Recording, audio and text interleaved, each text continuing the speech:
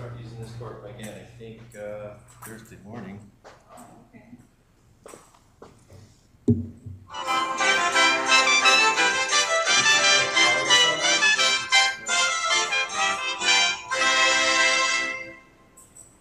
In our last lecture, we talked about the life story of the Buddha.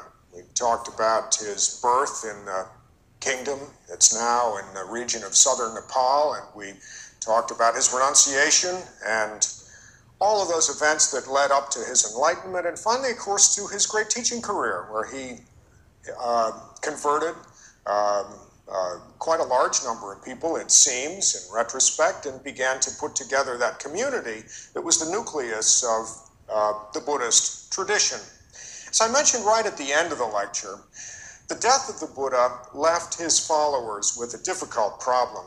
During his life, the Buddha had not only been a source of authority for the community, a source of teaching, a source of discipline and doctrine, and all of those things that made the Buddhist tradition in that time the beginning of a great world religion.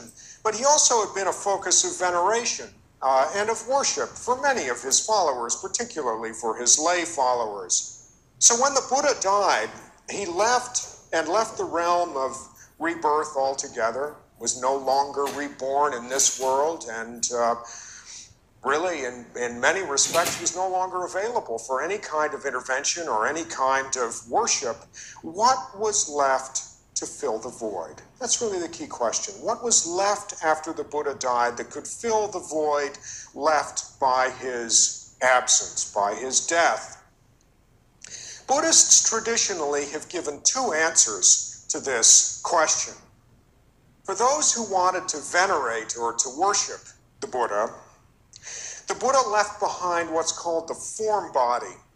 Initially, this form body was comprised simply of the relics of his cremation. As I mentioned last time, when he died, his body was taken by his lay followers and was wrapped in certain elaborate ways and set up on a cremation pyre and burned.